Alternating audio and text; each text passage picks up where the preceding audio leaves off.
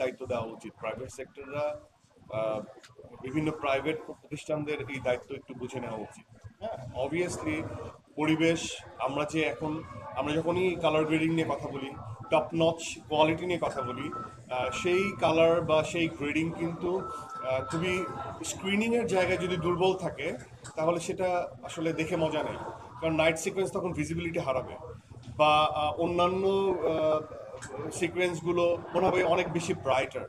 So এই জন্য তো এটা খুব আমার কাছে মনে হয় যে এই বিষয় নিয়ে যারা ব্যবসায়িকভাবে হোক আর ইনারলি দায়িত্ববোধের জায়গা থেকে হোক যারা ভাবছে, প্রাইভেটলি যদি তারা একটু শ্রম দেয়, তারা যদি ভাবে, এবং হ্যাঁ হতে পারে সরকারের পৃষ্ঠপোষকতাও হতে পারে, এটাও আমি ডিনাই করব না, কিন্তু আমাদের মনে হয় যে পরিবেশগত জায়গা বা কোয়ালিটিগত জায়গা থেকে এরকম সিনেপ্লেক্স বা মাল্টিপ্লেক্স বা একক সিনেমা হল যেটাই হোক না কেন, সেখানে যদি তারা একটা কোয়ালিটি মেনটেন করে, তাহলে বাংলাদেশের সিনেমা যে আমরা যে ইচ্ছাটা পোষণ করি যে সুন্দর সুন্দর সিনেমা আমরা বানাবো, প্রোডাকশন ভ্যালু হাই, কিন্তু সেটা চালানোর জন্য তো সেই জায়গাটাও লাগবে।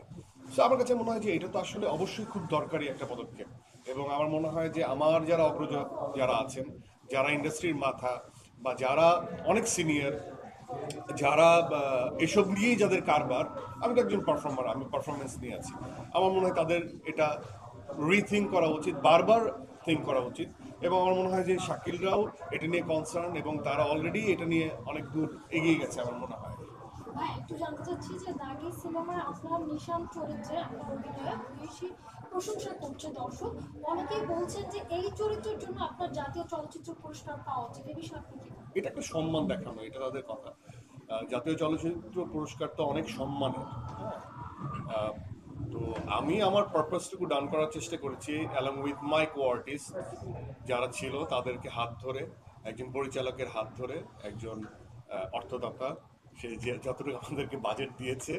হ্যাঁ, আমাদের টিম এফোর্ট 100% ছিল, মোর দেন 100% ছিল কিছু কিছু জায়গায়।